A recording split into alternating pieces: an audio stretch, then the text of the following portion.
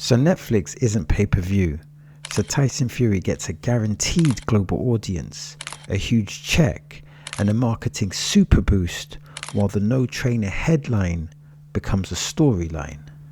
So Netflix sells the risk, boxing sells the drama, and the capitalist machine eats. If Tyson Fury wins, he's a genius. If he loses, it's an absolute disaster. Let's talk about it. Tyson Fury, fighting without a trainer, genius or disaster? So let's start here. Tyson Fury is big. He's big in heavyweight boxing. For example, his trilogy with Deontay Wilder was objectively huge in the algorithm. And his victory over Klitschko, that upset over Klitschko, who was a dominant champion at the time, it gave him credibility. Tyson Fury is a boxing legend. And when we talk about boxing legends, who are we talking about?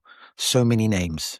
Joe Calzaghe, Lennox Lewis, Nassim Hamed, Ricky Hatton, Nigel Benn, Chris Eubank, Randolph Turbin, Barry McGuigan, etc., etc., etc. The point is this: Tyson Fury undeniably brings credibility to the table, regardless of what the naysayers say. And because he talks a lot, and he does talk a lot, he also sells tickets. There's a machine. Think of this. Does boxing need Tyson Fury, or does Tyson Fury need boxing? Does boxing need Tyson Fury, or does Tyson Fury need boxing? Maybe, just maybe, they need each other. And the boxing capitalist machine benefits. The boxing capitalist machine benefits when Tyson Fury steps into the ring. That is undeniable. So let's talk more specifically about the combat context. And what is that context? The main context is that there is no trainer. First question, is this a good thing or is this a bad thing? Typically a boxing will have the following setup. They'll have a trainer, a strength and conditioning coach, a cut man, a nutritionist, sports psychologist, maybe an assistant trainer, etc., etc., etc. Now, if you decide to be independent and do this all yourself, which is extremely unusual, and I can't think of any elite fighter that does this, this will save you money. But from the outside looking in, the benefits pretty much end there. Looking at Tyson Fury, you would think that he would benefit from a sports psychologist, a strength and conditioning coach, a nutritionist, and a trainer. Because objectively speaking, doing everything yourself makes it harder. Why? It makes it harder because it's easy to make mistakes. You're a boxer. You should focus on boxing, mastering your craft, getting your speed and reflexes and refining your boxing IQ. So you should let the boxers do the boxing and the trainers do the training. And part of a trainer's job, which is not spoken about, is creating an optimal boxing environment. You're supposed to be benefiting as a boxer from that environment. Tyson Fury is supposed to be benefiting from the environment created by his trainer. He's not supposed to be responsible for creating that environment. So what I'm saying here is this idea of being the independent trainer could really backfire because it can cause decision fatigue, and the margin for error becomes much, much, much, much bigger. So a great trainer can bring the best out of you. In a sense, they can bring out the best version of yourself. And a great trainer can do many different things. They can recognize or identify when you're overtraining, or they can identify when you're not training hard enough, and they can provide valuable insights in improving your mastery, because as a boxer, you should be constantly honing your craft.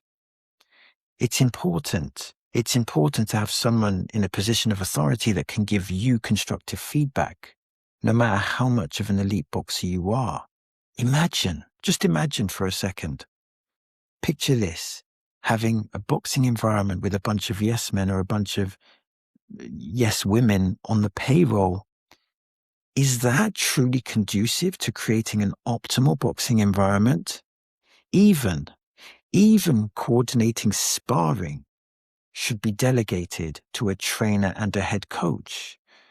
Think of this, when Tyson Fury beat Klitschko, the dominant undisputed champion, he had a good team. Peter Fury, very underrated trainer. And in the Deontay Wilder fights, he also had a good team. It was a different team, but it was still a strong team. And his trainer, Sugar Hill, came from the great Emmanuel Stewart. Let me give a reference point. Let's go back. When Evander Holyfield defeated Riddick Bowe in the rematch, I believe Emmanuel Stewart played a vital role. Also, let's take Lennox Lewis. Lennox Lewis, a great champion, an elite champion, a dominant champion. But if you take Emmanuel Stewart out of the equation, does he have that performance against Evander Holyfield? Does he still become undisputed champion? Does he still become a dominant champion? Maybe he does, because, he was an elite talent. But Emmanuel Stewart played a significant role. The point is simple. And the point is that trainers are important. Just like the jab in boxing, trainers are absolutely essential. So as I was in deep contemplation, thinking about the no trainer situation, I kind of felt like there's 4 different main scenarios. So let me just paint a picture and detail what these scenarios are. So in scenario 1, Tyson Fury is totally independent. Now, what does that mean? What does it mean to be totally independent? It means that he's training himself, he's facilitating the sparring partners, he's doing the diet independently, and he's doing the strength and conditioning, probably based on his previous knowledge of working with strength and conditioners. And he is independently creating not only the boxing environment, but also the culture. So that's scenario 1. So that's like a massive form of total independence. But then I thought, well, in scenario 2, you would have Tyson Fury, again, having no main trainer. However, he will have different moving parts. Let me explain. So someone will be arranging the sparring, maybe as a strength and conditioning coach, and maybe an assistant that has boxing experience, and maybe some former boxers or people that have know-how that wrap his hands, provide insight, give him some constructive feedback. But Tyson Fury has the ultimate say. So Tyson Fury is like at the top of the hierarchy, and he has different people doing different things. So it's still a level of independence, but there's still people that are helping the machine move forward. And then there's scenario 3, which again, Tyson Fury is training himself, but he is being overlooked by his dad. In this setup, the dad is giving his son constructive criticism, he's arranging sparring, and he is responsible for creating an optimal boxing environment, an optimal culture. So again, Tyson Fury will have that dictatorship role, but it's like there's a collaboration element with his dad. And then there's scenario 4. And in scenario 4, this is simply a media headline. And Tyson Fury does have a trainer and he does have a conventional setup, but he's keeping it under wraps for now. And then this is just part of the marketing campaign. Okay, so we've looked at the training dynamic. We've identified that training is important. We've looked at some different scenarios. But now let's talk about the opponent. Who is Tyson Fury's opponent? I believe it's Makhmudov. That's the name. Now, Makhmudov has a huge opportunity here. He has a massive opportunity. And I say that because if he wins, doors will open. Now, we might ask the question, if he wins, what doors will open? Well, there'll be more money, more notoriety, a potential title shot. This is potentially life-changing for him.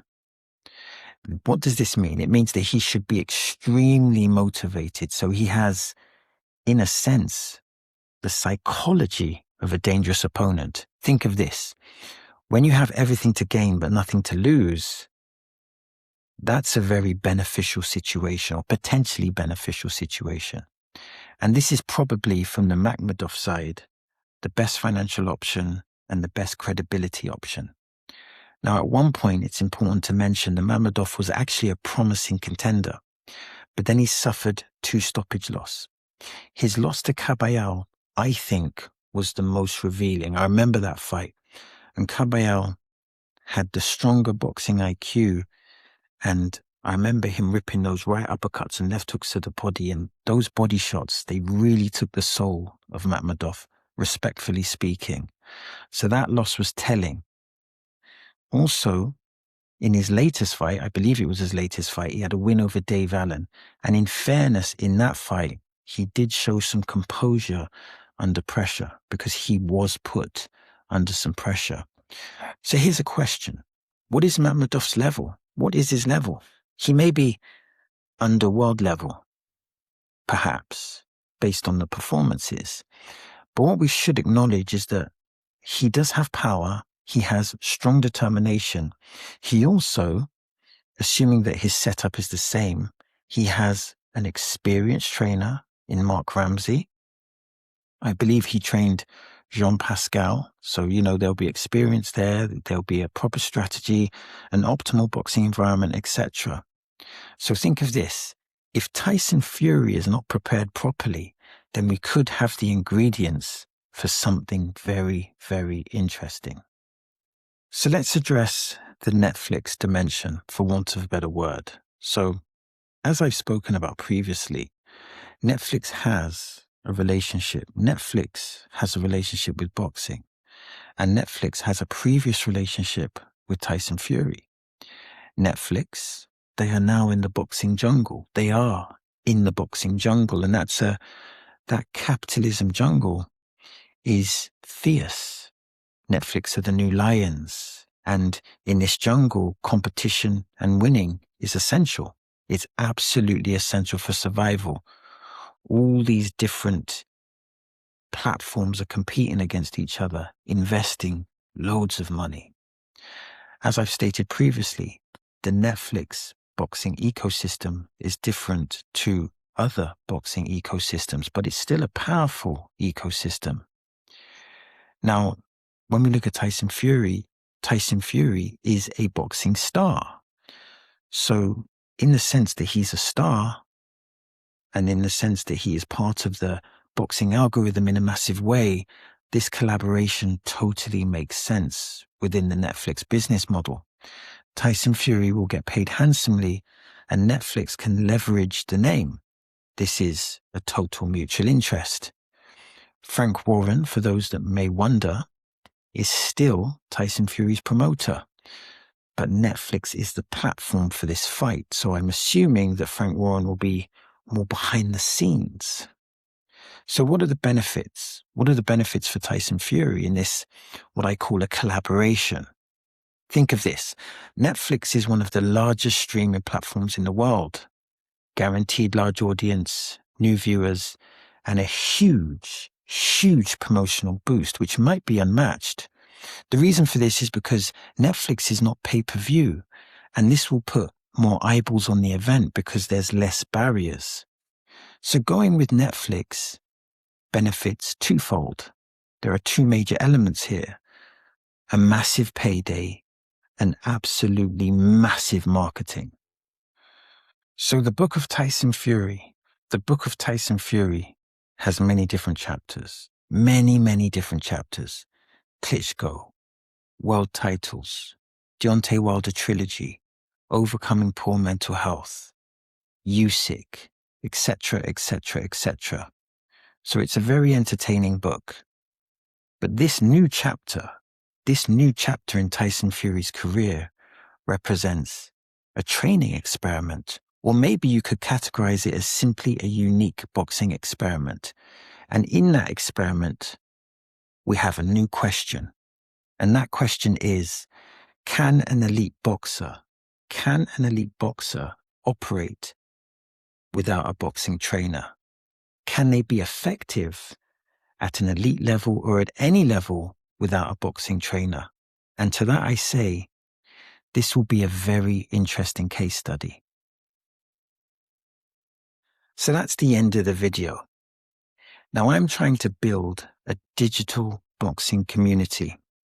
So that means I'm interested in your comments, I'm interested in your questions, and I'm interested in your observations. Now, if you want to support the channel, all you have to do is simply like and subscribe. And if you want to watch more content, then click here or click here. As always, thank you for your time. It is much appreciated. Peace.